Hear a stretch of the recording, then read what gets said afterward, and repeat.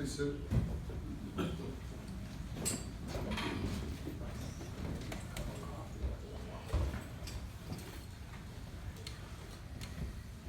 Good morning. Good morning. Good morning. Glory to Jesus Christ. Glory to God. Carpatho.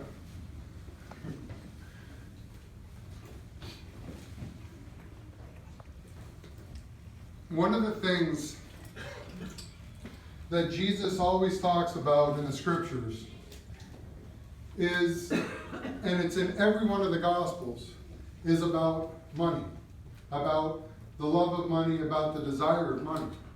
It's in every one of the gospels. It's an important subject. There's no doubt we need money to survive. We need money to pay our bills, to buy food, to get our vehicles, to do whatever we need to. We need money.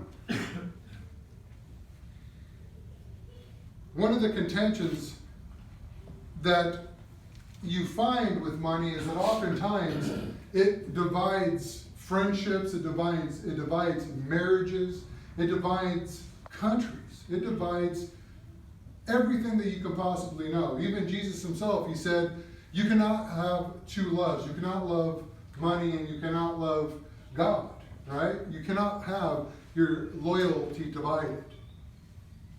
Today in the gospel reading, Jesus is talking about a man who was rich, right? He had so many crops. He had stored up all of his storehouses. He had stored up all that he owned, and he was content. And one particular year, he even had even more than he normally had. And instead of giving that to the poor, instead of giving that to who needed it, right? This is what it all comes down to. He said, you know what? What I'm going to do is I'm just going to tear down everything that I have and build it bigger so that way I can keep storing for myself and keep storing for the future. Who knows what he was thinking, right? This is a parable. Jesus' words are very ingrained in everything that he has to say. But if you read between the lines, which is what we're supposed to do with the parables, we're supposed to look at what Jesus' words are. What was this man thinking? Well, maybe there's going to be a famine. Maybe there's going to be a time of need. Maybe there's going to be a time of want. Right? He's talking about money. He's talking about financial wealth. And that's what his concern was. His concern was, how am I going to make it? How am I going to survive? How am I going to live if I don't have enough to survive? So Jesus, when he's talking about this, he says that this man, like I said, tore down his barns and he erected new ones. And he stored for himself all the things that he possibly could do for the future. Now Jesus uses a word here that is very powerful. And it even says in the scriptures that if you use this word against other people, that you're in fear of judgment and hellfire. But he calls this man a fool. What is the definition of a fool? Right? The definition of a fool is somebody that's stupid. Somebody that's not witty. Somebody that is foolish in what they do. What was he a fool about? Was he a fool because he wanted to store himself up and have the future that he has secure? I don't think that's what Jesus was calling him a fool about. There's no problem, there's no bad about having money or having the desire of money. What Jesus wants is your love. This man loved money so much that he tore down everything he had just so he could keep more and more and more. And what would happen the next year if it was more abundant? He would have done it again. When he had the abundant love that he could have given Christ, he could have shared that money with everybody.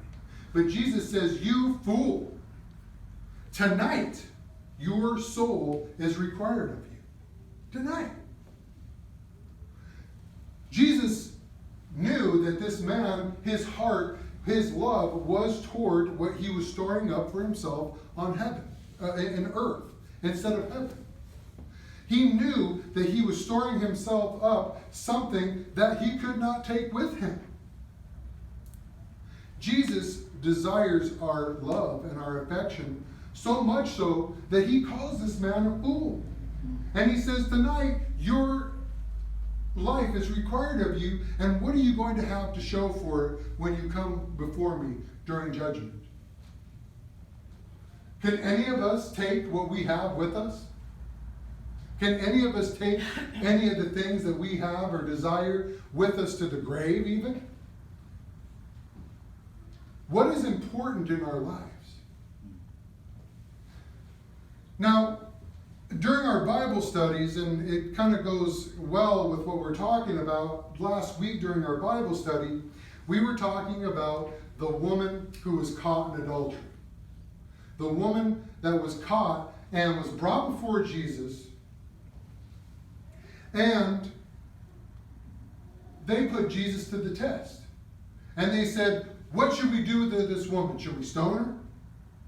She was caught in adultery. And what did Jesus say?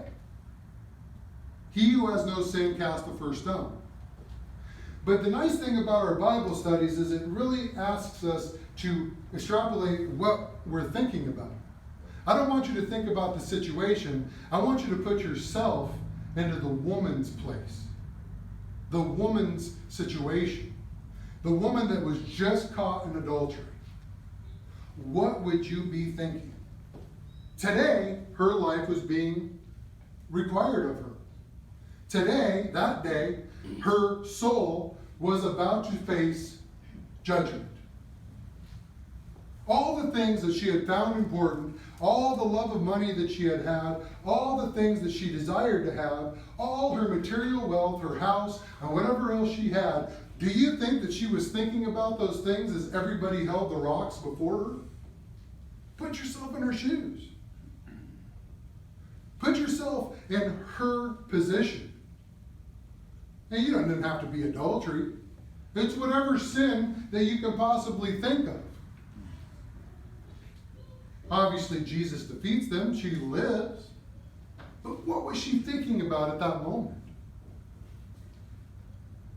Was she thinking about tearing down her barns and storing up for herself the things that she could keep on earth? She was thinking about her soul. She was thinking about the most important thing that we are given, our life. That woman, from that moment forward, I guarantee, lived a life free of sin to the best of her ability. That's what Jesus told her to do. Go forth and sin no more. Obviously, he knew that she would not be able to go the rest of her life without sinning. But I guarantee that she changed her heart and her mind about what she was doing in committing adultery. How many of us face those people, face our accusers, and wonder what we're going to do with the rest of our life? As I've said many times before, when we're about 15, 16 years old, we think that we've got our whole life ahead of us, which we do. When we're 20, we're 30, we're 40, and then all of a sudden we're 70. What do you have to show for it? What do you have to show for your life? Why did Jesus call this man a fool? How much did he store up for his treasure in heaven? Now that I'm in my 40s, I'm thinking to myself, what have I stored up for my treasures in heaven? What have I stored up to prepare for my ascension to heaven? God willing that I get to go. What have I found so important in my life that I'm willing to give up my soul for it? And now that some of us are 70s, 80s, now that we're closer and closer to that time, you ask yourself that same question, and all the things that you found so important when you were 20 just aren't as important now that you're 80. How many times have you torn down the barns and lifted them back up, storing for yourselves important things on earth? How old was this man that Jesus was talking about in the parable? I guarantee he was probably in the prime of his youth, preparing himself for life. But Jesus said to him, "You fool, Today, your life is required of you. Jesus desires for us to serve, to love, and to glorify Him. He desires our allegiance. He desires our compassion. He desires our love. And by loving Him, we can show other people the true path. So that way, when we have the abundance of that love of God in our life, it can spill over to other people. We're not supposed to be selfish with that love. We're not supposed to be selfish with that compassion. We're not supposed to be so selfish with that grace. We're supposed to be ever flowing for everything that we need to give out to everybody else. To glorify God is one of the keys to the kingdom of heaven. Forgiveness, mercy, compassion. What did Peter get? The keys to the kingdom of heaven. Or physical keys. What are the keys that were given you? And what keys do you still need to get into heaven? What are the things that you still need to acquire that pearl of great price? What are you willing to give up to acquire that treasure in the field?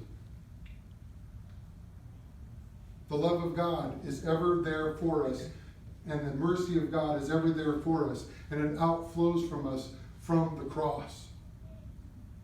Jesus didn't build up for himself. He had everything he possibly could have wanted in heaven. And he gave everything up to serve and to save us. So today, as we prepare for communion, I want you to think about what it is that you've stored up here in heaven, or on earth, I apologize. What is it that you've stored up here on earth that is worth your soul? And what have you stored up in heaven that's preparing you to get you there? That is the question that we really need to be asking ourselves, is what do we need to do to get closer and closer to our path and our goal to paradise? So let us glorify him and praise his name. Amen.